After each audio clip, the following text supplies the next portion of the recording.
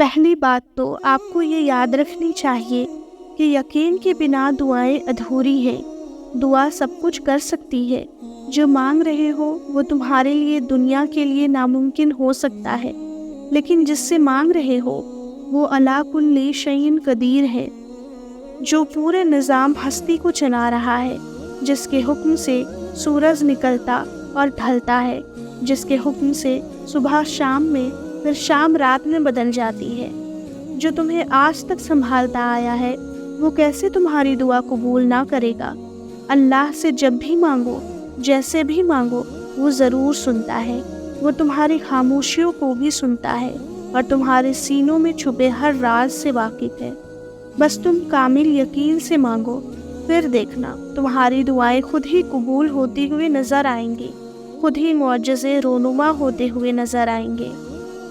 دلوں کے حال کو اللہ بہتر جانتا ہے اور تقدیر کے کھیل میں بھی اسی کا ہاتھ ہے، تو پھر کیوں مطمئن نہیں، کیوں سوچوں میں گھرے ہوئے ہو؟ اس کی بادشاہیت پر یقین نہیں، کیوں اس کے فیصلوں پر راضی نہیں؟ جب اللہ جانتا ہے کس وقت کیا بہتر ہے، پھر دل میں وسوسوں کا سوال ہی پیدا نہیں ہونا چاہیے۔ اگر ابھی بھی سوچوں میں ڈوبے ہوئے ہو، دل بے چین ہے، تو سمجھ جاؤ تم دل سے راضی نہیں۔ اس کے فیصلوں پر صرف زبان سے کہہ دینا توکل نہیں ہوتا، بلکہ زبان کے اقرار سے پہلے دل سے راضی ہونا توکل ہوتا ہے۔ سورہ بقرہ کی آیت نمبر 45 میں اللہ فرماتا ہے، اور صبر اور نماز سے مدد حاصل کرو۔ تو دیکھو، جب کوئی ایسی آزمائش آ جائے کہ کوئی راستہ نظر نہ آ رہا ہو، آپ کو حق پر ہوتے ہوئے بھی مشکلات کا سامنا کرنا پڑے، تو ایسے میں اپنے اللہ پر یقین اور پختہ کر لینا، فوراً اٹھنا، وضو کرنا، خشوع کے ساتھ نماز ادا کرنا اور اللہ سے مدد مانگنا کہ اللہ، آپ تو جانتے ہیں میں سب کچھ چھوڑ کر صرف آپ کے لیے یہاں تک آئی ہوں۔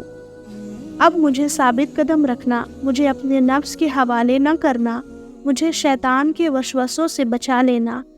ماضی کے گناہ میں پھر پڑنا نہیں چاہتا۔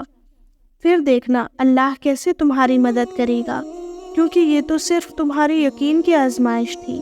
تم خوش نصیب ہو کہ اس نے تمہیں ہدایت دی اور اپنے راستے کے لیے چنا۔ ہم جو چیز مانگتے ہیں نا اللہ تعالیٰ سے، وہ اللہ کو پہلے ہی معلوم ہوتا ہے۔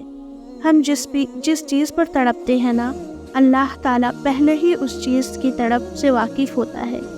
ہم یہ مانگیں گے اللہ سے، اسے پہلے ہی پتہ ہوتا ہے کہ ہمارا دل کس چیز میں الجھ گیا ہے۔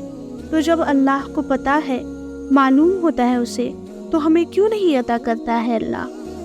اسی لیے تو اس نے دعا بنائی، دعائیں مانگنے کے لیے ہمیں بنایا، تاکہ ہم اس سے مانگیں، اس سے باتیں کرتے رہیں، اسے بلاتے رہیں، اس سے دور نہ جائیں، اس کے قریب رہیں، تاکہ وہ ہمارے طرف متوجہ ہو سکے۔ ہم اس سے مانگیں اور انہیں باتوں میں وہ ہمارا الجھا ذہن اس چیز سے ہٹا دیتا ہے۔